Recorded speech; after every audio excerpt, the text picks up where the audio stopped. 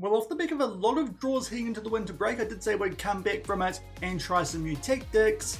Let's hope they work as we take on Holstein Kiel sitting in second and Nürnberg who are in fifth.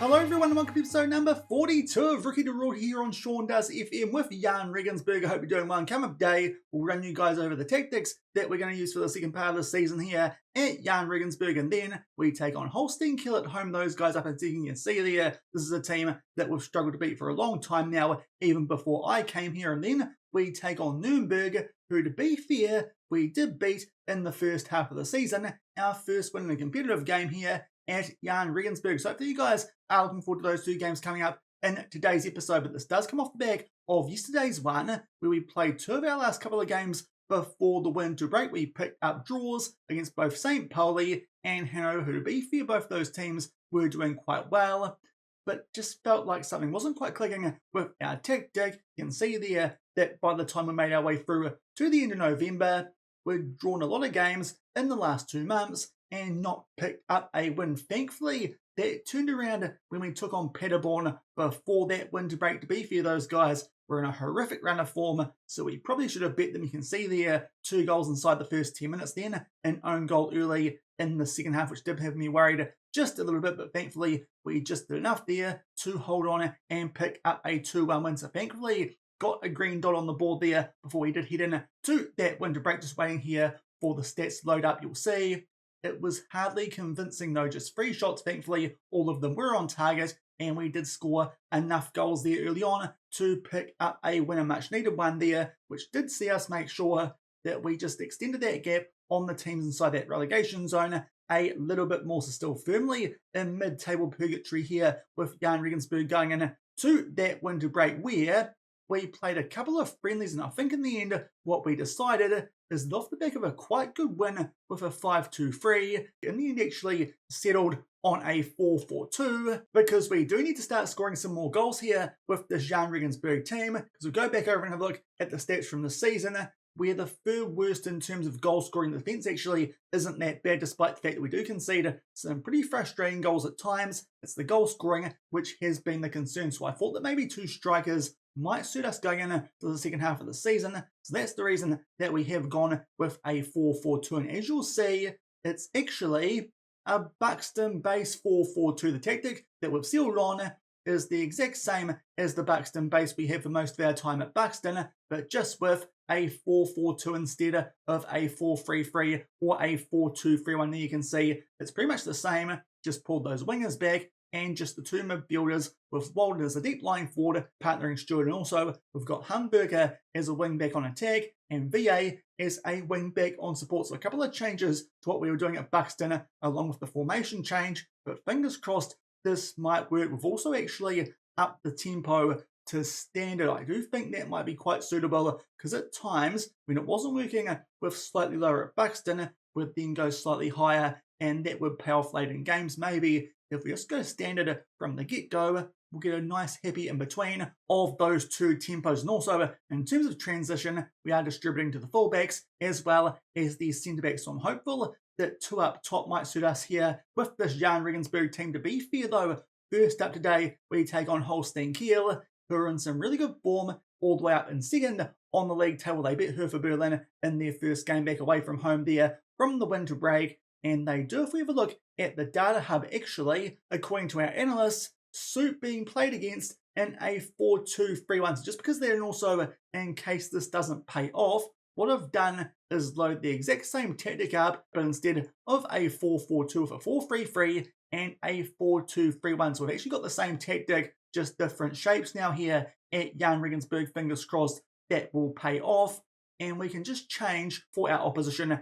if we absolutely need to. I'm kind of hopeful the 2 up top might work off the back of those couple of good results we did pick up, in particular in those last 3 friendlies. That win over Magdeburg is quite good, considering that those guys are up and fit on the table, and they were second before that 4-0 loss to St. Pauli off the back of the winter break. As that draw with Darmstadt, therefore off the back of the break, hasn't been too good, which I guess is a little bit concerning, but I'm kind of hopeful if we can beat those guys in a friendly, this tactic might work out quite well. But also, we are firmly inside the January transfer window, and we have done just a little bit of business, as you might have seen there from the players in our squad, a few that are now missing. So let's show you what we've done so far here in the month of January. In terms of the outs, we've got rid of a couple of youngsters, but mainly there's been 2 players from the first team who are worth knowing and did top up the transfer budget to make sure we could bring someone quite promising in Joshua Bitter, our third choice right back. He's now at Orlando City. That was for a fee of £20,000.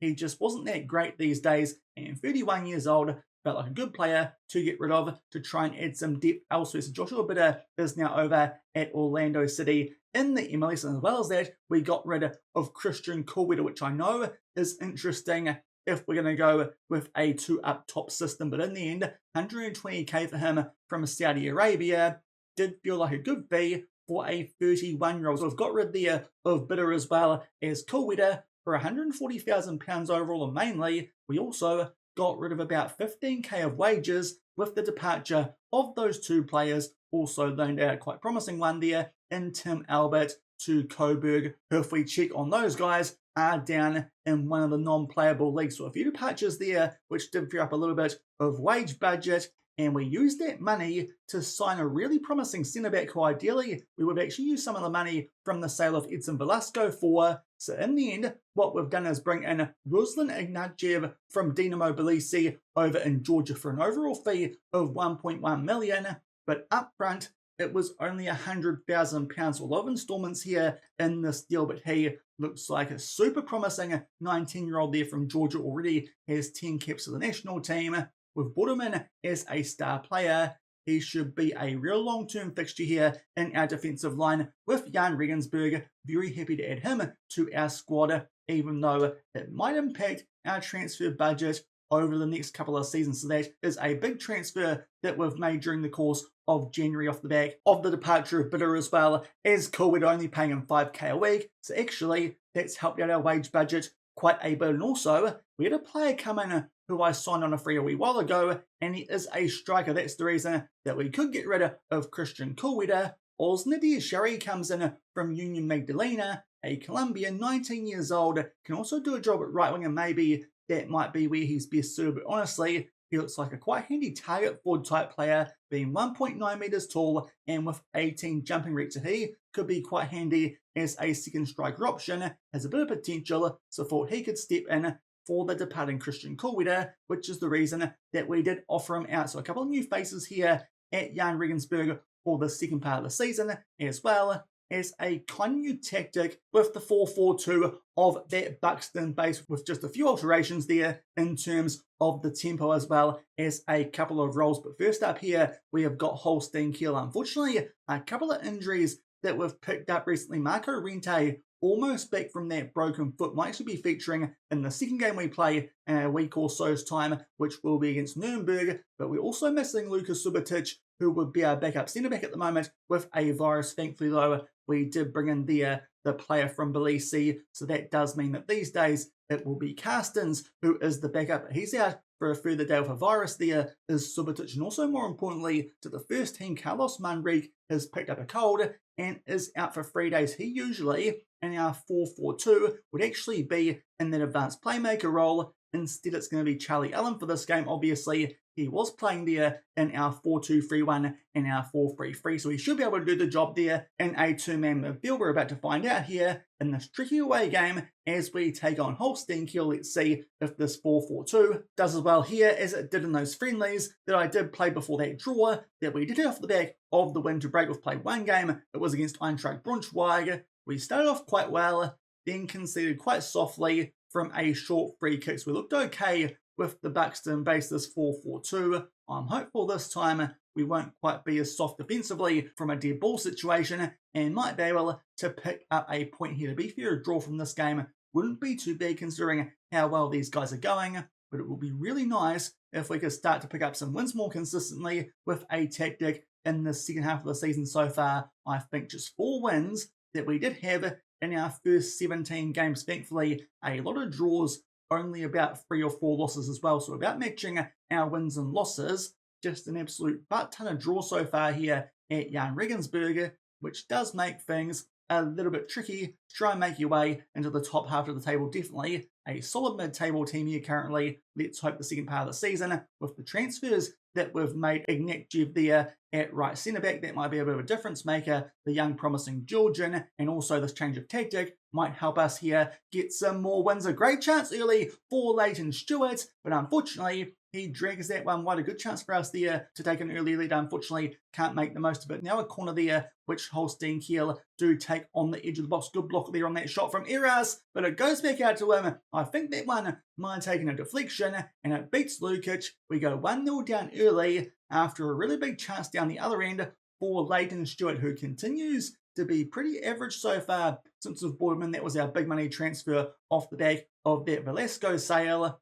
So far, honestly, hasn't been worth the money, but fingers crossed he can maybe score some goals with the slight change of tactics, something a little bit lower tempo. Now another corner here for Holstein Kiel. This time Eras gets his head on the end of it and puts it past Lukic. I'm not too sure if this is much to do with our tactic, but we're 2-0 down inside 10 minutes off the back of a couple of set pieces. This is a really poor starter. Maybe the 4-4-2 might not be ideal. We'll see how much longer we stay with this before maybe switching to that 4-2-3-1, seeing as apparently that's the formation that Holstein Kiel are the most vulnerable against. Maybe we actually need to change our shape depending on the opposition that we're taking on. Again here, they've got a set piece which they put near post. Thankfully Becker puts that one over the bar though, but definitely we're giving them a lot of chances here from set piece, and we're not defending them that well. Now they've got a throw in here inside of the final third. Thankfully, Brighton Booker there can get that one back for us. Tashi has come back recently from an injury, so that's the reason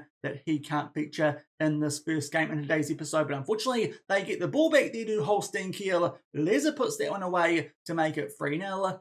And we're switching to the 4-2-3-1. That does mean that we're going to have to take off here one of Walden or Stewart. Stewart's definitely the better player, so Castillo can come on here for Walden, a bit harsh. But hopefully Stewart will maybe find some form here in a 4-2-3-1. But definitely the 4-4-2 not working so far in this game. 2 goals conceded from set piece, and that one is a pretty good strike there from Leza. Not much we can do about that one defensively, but we're getting battered. The stats aren't that great, unlike was the case in those friendlies I've played before coming back from the winter break. So that's actually a quite big concern, and a couple of players out there on some absolute stinking ranks. We try and demand more there. Thankfully, it cuts out a highlight. Fingers crossed, though, that wouldn't have been in our favour. Since going to the 4-2-3-1, though, you see that match momentum does look like it might be slightly on our side. So fingers crossed here, we can try and get back into this game with a goal before halftime. Brighton Booker plays that one back there to VA. Both our wingbacks here are on yellow cards, but to be fair, Hamburg is doing quite well. He should be really suited with that wingback on attack down our left-hand side. Christian VAO struggling a lot on a 6.3. So Pau Fernandez might have to come on here at halftime, but now VA, he is on the ball. Put that one there into the mixer. A big deflection, but Leighton Stewart this time will put that one home past the big wiener and goal. And we have got a goal before halftime, so maybe this 4-2-3-1 might actually work with this Buxton Base. VA might have saved himself there from getting taken off at halftime. We grab a goal just before half, to be fair. That probably should have been Stewart's second goal in this game because he missed a big chance early, which could have definitely saved us from that big hammering that we got off the back of that. But we're 3-1 down. Need to take off here these players who are struggling. So Gardino can come on for Allen and Max Meyer at left wing for Abbas. To be fair, Abbas hasn't actually been that good this season. Maybe Meyer needs to get some more game time with that high potential that he has. Also, have just realised I forgot to do the standard tempo, as that was a change I made off the back of that Eintracht Braunschweig game with the 4-2-4. Didn't actually change that before switching to the 4-2-3-1. So hopefully that standard tempo might work a bit better than the slightly lower one. But now we're seeing Bullock picks up a yellow card, albeit our bench options. We don't really have any, so instead we'll take off here Brian Booker Patashi coming back from injury. You can see there, not quite on a full green heart. That's the reason he did not start this game. We could also take off someone at the back, but so far they're actually doing a pretty decent job. BA got that little boost there with the assist just before half time. So hopefully can find a way here to score one more goal and give ourselves time here to potentially pick up yet another draw. But stats-wise, this definitely has been better since going to the 4-2-3-1. Carstens here will bring on for Hubner, dropping down there to a little bit of a deep yellow heart. Looks like he might go red before some other players out there. Also, let's go attacking as we're about to make our way towards the last 10 minutes of this game, seeing as unfortunately we still need 2 goals. Carstens there heads that one away, but unfortunately Renberg gets back on the ball here for Holstein Kiel. But good work there again from Carstens. Nice ball over the top there too, and Stewart does get in behind, chips that one over the big orange wiener in goal for Holstein Kiel and makes it 3-2. Was just thinking if the attacking went through, we actually did that a little while ago. So we'll leave it on here late in this game to see if we can grab an equaliser. But lovely play there from Carstens. Got involved quite a bit there, that last sub that we made. And a lovely chip there from Stewart. That's now 2 goals since we did go to this 4-2-3-1. If only he scored that massive chance early when we were doing the 4-4-2. And maybe this would be locked up at 3-3. But unfortunately, no highlights off the back of that goal as we now make our way into 5 minutes of added time. Maybe we go a bit more attacking here in terms of our role. So VA, he can go on to attack. Bullich can go on to support, and also let's chuck the Maya onto attack as well. Just up that tempo ever so slightly and be more expressive, as well as go a little bit wider and distribute quickly with our goalkeeper. Really, I think that's about all we can do here with our tactic. That might work. It happened a few times at Buxton, went to a slightly higher tempo, and we did grab some late goals. Unfortunately, not this time really. That's probably a game, if we played a 4-2-3-1 from the start in, we actually could have picked up a win. So unfortunately, I think them a little stubbornness of sticking with the 4-4-2 might have proven costly. I might have left it a little bit late there, a little bit sooner before halftime, and maybe we do enough there to come away with a point. But unfortunately, it's a loss. But still, Holstein Kiel are going quite well. So maybe now what we do is alter our shape depending on the opposition that we do have coming up. I'm about to play Arminia Bielefeld off camera, rock bottom in the league. So to be fair, we should be winning that game. Let's hope we do before we come back and take on Nürnberg, who are now up in third. And back to the highlights from that Arminia Bielefeld game. Actually went with a 4-3-3 here, seeing as that's the formation. These guys were the most vulnerable against. The be fair, we had to make a lot of subs here early. Leighton Stewart picked up an orange injury. Thankfully, it wasn't too serious. The replacement for him, though, in Lewis Walden, did come on and scored the only goal at the 64-minute mark. And thankfully, we pick up our first win in the second part of the Bundesliga season with a 1-0 result there. You can see stats-wise, definitely the better team in that game, but probably not by as much as you'd hope for against the worst team in the league. But thankfully, we pick up 3 points there. And just going back, because I forgot to do this before that first game, I was so focused on the friendly results. Here's what happened in that Eintracht Braunschweig game. That Bell goal was from a short free kick, and it was super annoying. That was a game where actually we did play quite well, just couldn't quite get the job done. So we've done okay, 4 points since the winter break. Just that loss to Holstein Kiel, which really is on me for sticking with that 4-4-2. But it does mean we are still smack bang mid-table on 26 points, 11 clear of that relegation promotion game involving the Free Liga, but also 13 points off Magdeburg in that promotion relegation game for the Bundesliga itself. So firmly mid-table here in the 2 Bundesliga. Hopefully we might somehow find a way here to take some points off Nürnberg, and we have an extra player to do that with, because with a bit of spare wage budget that we did have going into deadline day, I thought would improve in the advanced playmaker role, seeing as Gardino will leave us at the end of this season when his contract expires, and we had the wage budget to bring on a free the former Aston Villa man and Aaron Ramsey, which is quite a get for us. Also, of course, formerly of Burnley more recently, but he comes in and can actually be a regular starter. Of course, we did sign Charlie Allen and told him that he'd be a squad player, so this should work out once he does get up to full match fitness, which unfortunately does mean he won't start this first game since he has joined the club. But he's here on 14k a week. Thankfully, that was something that we could just afford, so I thought we might as well bring him in and see if that might help us a little bit in terms of the season preview. They do think that now we're not actually that bad, all the way up in 12th off the back of those last couple of signings we have made here in the January transfer window. So Aaron Ramsey comes in to hopefully be the first choice in central attacking midfield. And for this game, we are going to go with a 4-2-3-1, seeing as we go and have a look at the data hub, just like was the case with Holstein Kiel before that first game. The analyst does think that they are most vulnerable to facing a 4-2-3-1. So this time, we'll go with that from the very off, and fingers crossed, we might actually play well for the entire 90 minutes instead of having to change our tactic about a half hour in, because that was a bit frustrating, a little bit stubborn there off the back of those friendly results that I did pick up. So let's hope here a 4-2-3-1 with this Buxton Base style tactic. Also for the 4-2-3-1, we are actually putting our ball wing midfielder a bit further forward. Munrique comes back in as a deep line playmaker in the 4-3-3. When we use it, he actually is in there as a Carrilero, but for this one, he's sitting as a deep line playmaker, seeing as Alan is a bit further forward anyway. So a few different roles that we're using with these Buxton Base tactics, but apart from that one there in midfield, really it's the same as we were doing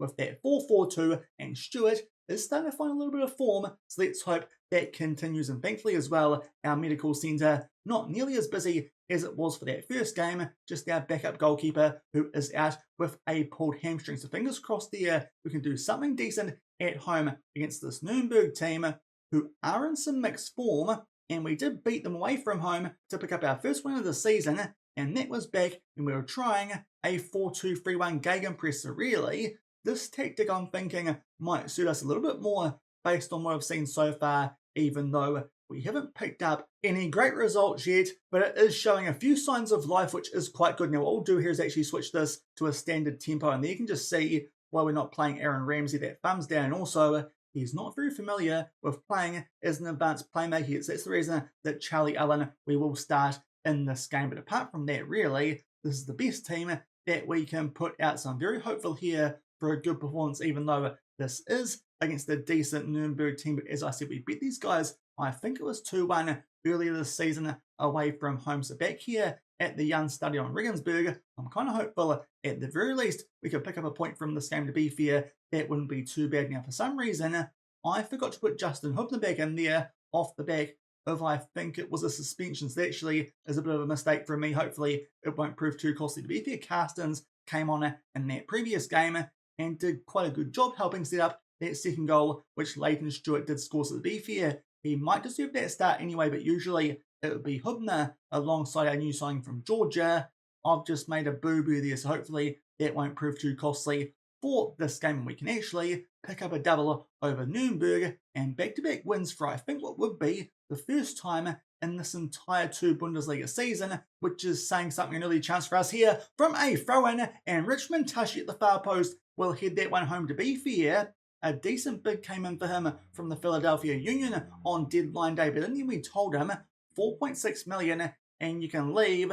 And to be fair, that would be a really good fee for someone like Richmond Tashi. So hopefully they might do that at the end of the season. But thankfully, he's still here and gets us off here to an absolute flyer with this 4-2-3. I want to just get his Abbas to ease off tackles again. He's a bit of a yellow card magnet, and he's only going fairly so far. Max Meyer might not be too far away from grabbing that first choice spot there at left wing, but unfortunately now, just shy of the 15-minute mark, it is Nürnberg who are on the attack. Kenny will put that one in there for Eric Engelhard, who somehow beats Lukic there at his near post, and we are locked up at 1-1. That's a bit disappointing there from the first attack we've seen from Nürnberg defence so far. A little bit optional in this game. To be fair, our left-hand side is where Handwerker is that wing back on attack, but Lukic, that one might have even nutmegged him there as it makes its way into the back of the net, and it's 1-1. But a few minutes off the back of that, we are on the attack. We'll encourage here, and hopefully that won't end up being a bad idea. We try and put a ball there into the mixer for Leighton Stewart, but unfortunately Gebhard there can claim that one, pumps it deep, and Carstens wins it, but that header is not too great. And now they find Zenta in a ton of space here down the left-hand side. The man with New York Red Bulls in the clock bot save, but thankfully his shot just the wrong side of the post. And now we go down the other end here for a free kick, and that might be a handball. We don't get many penalties here in the save. I'm not too sure who it was, but someone's chucked their hand up there, and indeed it's a penalty. So a chance for us here from the spot. Not too sure who's taking it. It's Manrique, the former Real Oviedo man. He's from a wonderful club He's an absolute legend, and Carlos Manrique will put that one away and give us a 2-1 lead. So thankfully, back in front after only a couple of minutes here in this home game against Nürnberg with the 4-2-3-1 maybe. We've finally found a tactic that suits us with the shape that we recruited for right at the start of the season, but halfway now through this first half. Stats-wise, actually, it's quite an even game. To be fair, our XG will get bumped up quite a bit from that penalty that we did just get. But honestly, against a team like Nürnberg, who are doing quite well, this is quite encouraging off the back of that good comeback against Holstein Kiel once we did switch to the 4-2-3-1. Arminia Bielefeld a bit more disappointing because the 4-3-3 should have suited against those guys. But honestly, pretty happy with that first half, even though shots aren't as good as what Nürnberg are putting out. We'll take off Abbas for Meyer on that yellow card. But apart from that, I'm pretty happy with everyone else out there. Christian VA going a bit fairly on a 6.5, but we'll leave him out there for now. We'll make a sub if we need to, if he drops down early in the second half for someone like Pal Fernandez. But we've got to be pretty happy seeing as we've got a 1-goal lead also. Let's just get Max Meyer here to ease off tackles before getting stuck in to this second half. But hopefully this Buxton Base, a slight tweak to it with the standard tempo, might actually bring it back to life here in the save. Will be super frustrating if it does, because then maybe should have actually stuck with that off the back of making the move here. I do want to try something different. Maybe I shouldn't have, but now it's Nürnberg here, who are on the attack. Miambo there at the far post does get up, but thankfully that header does just go wide. A couple of decent chances now for Nürnberg, which have just missed the target, and now they've got a corner here, which they float far post, but thankfully Lukic will come out and claim that one safely. Fought for a minute there, he should look out left. He eventually does, but now we get put under pressure here trying to make our way out from the back, but thankfully Natjev will play that one forward there, and Teshi does start to go forward, but unfortunately he goes down like a sack of spuds and does not win a free kick. So Nürnberg here are back on the ball, but that passes a little bit off, and Hamburger, as that wing back on attack, can start to go forward, but Kenny's just killed him with that loose touch that he did make. So unfortunately Nürnberg here are back on the ball. Nally will put that one over the top there for their striker. He stayed on side, but misses the target. So that is another big chance that Nürnberg have had here early in the second half, looking a little bit ropey to start off here the second 45 minutes, but thankfully we hold on to our 2-1 lead. We'll just wait and see who might go down to Red Heart first, because all players out there are on decent ratings at the moment. Definitely want to give Aaron Ramsey some game time here coming off the bench, and now's the time to do it with only 15 minutes left. Manrique down to Red Heart. Castillo can come off him as well as Ramsey. And then advanced playmaker role, 2 more subs we can make. VA on a 6.5 will take off there for Pal Fernandez, and Lewis Walden can come on for Stewart, going a bit feely today on a 6.5. So a couple of subs there to make sure that these players coming off the bench do get a rating. And also, let's just get here Teshi to ease off tackles, as he's just picked up a yellow card. So for some reason, I pressed the space bar, the game didn't resume, so let's get that going here and try and give some praise out when we can. And off the back of that, seeing as we're actually in front of the game, we actually can lower the tempo and start to time waste just a little bit here, get our goalkeeper to slow the pace down, and fingers crossed, pick up back-to-back wins for the first time in a very long time, if not ever so far, in this save here with Jahn Regensburg. And now, as we make our way up to the 7-minute mark, let's time waste even more and also get Hamburger to drop back onto support. That might be a bit clever when there's a tight game late on here, like this one against Nürnberg. Only 4 minutes of added time, which thankfully we make our way through quickly.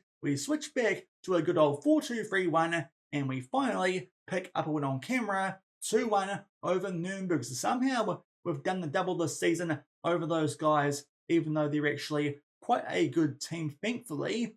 Looks like now we might have found a way to pick up some more consistent results, as long as we tailor the slightly higher tempo Buxton Base, the opposition that we're going to play. There's now twice I've done it, and we've played quite well and picked up wins. And of course also, if we did that from the start against Holstein Kiel, maybe would not have been facing a 3-0 deficit early on. So certainly a few things I've learned today that might help us for the remainder of the season. Unfortunately, I'm pretty sure that despite the fact we've picked up a win there, we'll do a classic Manchester United and go from being 10th all the way up to 10th there off the back of that win. But now we're 14 points clear of those teams in the relegation zone off the back of that win over Nürnberg. So it looks like going back to the good old Buxton Base might have worked for us here at Jahn Regensburg, just changing the shape as well as going to that slightly higher tempo. We pick up 2 wins, a draw and a loss in that Holstein Kiel one really is on me for sticking with that 4-4-2. Some good results off the back of the winter break. As I said, unfortunately,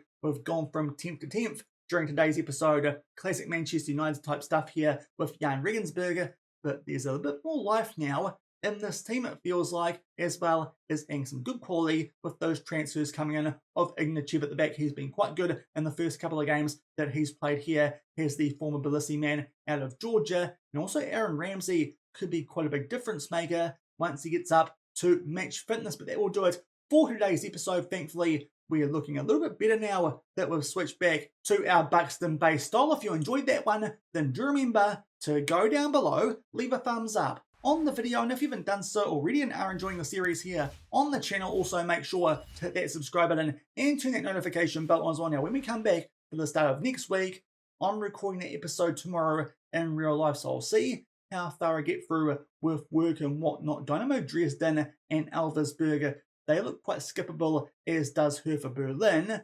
What we might come back for, we've got Magdeburg in the month there of March, as well as Mainz. That could be an interesting double, to be fair. I think we did that double not too long ago, but they're up in 3rd and 4th. That could be interesting. Or we do Fortuna Dusseldorf and Magdeburg instead, as those are away games, which could prove a bit trickier than the home ones. But really, if we continue to pick up the wins, maybe we come back a little bit more than I was planning to and actually see if we can make a bit of a push for that last playoff spot. But honestly, there might not be that many more episodes for this season here in the 2 Bundesliga at Jahn Regensburg, seeing as I don't think we've got much chance of making up that 10-point gap, and also we probably shouldn't get relegated either. So really, looks like mid-table mediocrity for us here with Jahn Regensburg this season, but we'll come back at the start of next week for a couple of games and then see if we need to do too much more before moving on to 2028-29 here in this save. So until the start of next week, it's looking like the Magdeburg and Mainz or Fortuna Dusseldorf and Magdeburg. Thank you very much for watching. Keep on keeping on, and I'll see you then. Cheers.